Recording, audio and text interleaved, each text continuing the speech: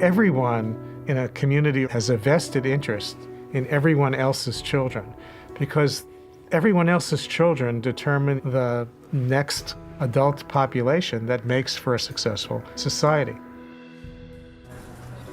Built into our biology is the need to have responsive interactions with adults. Neglect for children is when they don't get what the brain is expecting to get, what the child is expecting to get, what we are biologically prepared and waiting for, which is input from those around us. It's this back and forth serve and return interaction that literally shapes the architecture of the brain.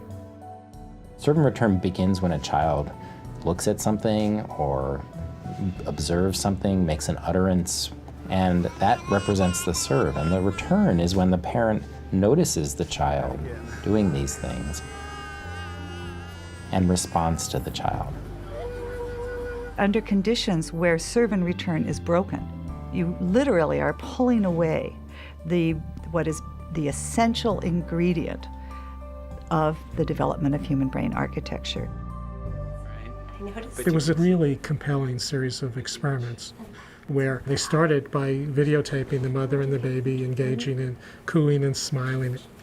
And then they asked the mother to basically put on a blank face and not respond at all. When a baby is not attended to, that is a sign of danger to the baby biologically. So the stress systems become activated.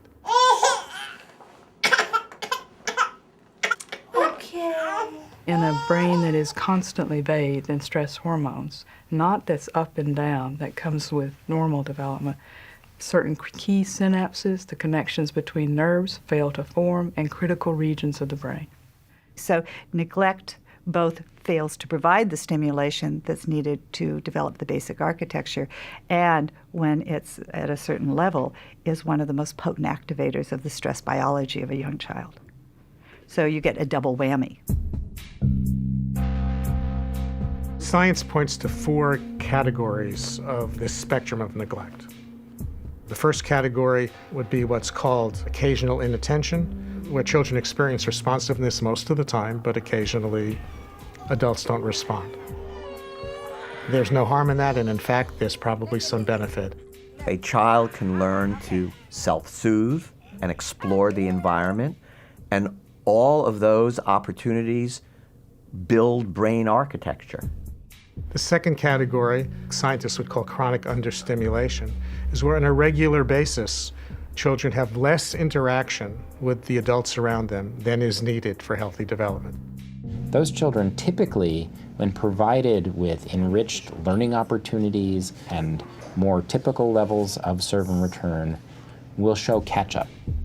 The third category is what science would call severe neglect in a family where not only are there prolonged periods of inattention and lack of responsiveness, but often also associated with not being fed enough, not being bathed enough, not having basic needs met. Neglect is a huge problem in the U.S. Children are much more likely to be neglected than they are to experience any other kind of maltreatment. We see the child really being at risk for much more substantial kinds of deficits down the road that don't necessarily get easily fixed or ameliorated. This is where we really need to think about more complicated and often more intensive strategies to help undo those effects. The fourth category, called severe neglect, generally found in institutional settings, is a result of children living in kind of warehoused type situation in orphanages. And it doesn't have to even be as extreme as orphanages. It can be experiences that are regretfully occurring in many, many parts of our country. Often institutional care in this country is under the euphemistic name of transitional care or temporary care or assessment facilities. If you think about what institutional or residential care would look like for an infant, where there's somebody new coming onto the shift every 8 hours, it really alters the development of the child's brain architecture and other aspects of the child's development. We have the potential to change children's developmental trajectories. Interventions can apply to parents to foster parents or adoptive parents, childcare settings, Head Start settings, and other kinds of settings. And really, what they're about is attuning people to the serve and return process. Neglecting young children is neglecting the foundations of a healthy next generation. The community pays a huge price later in terms of the problems of the next generation, whether it be educational achievement, economic productivity, good citizenship, the ability to parent the next generation. All of the things that have to do with a healthy, prosperous society.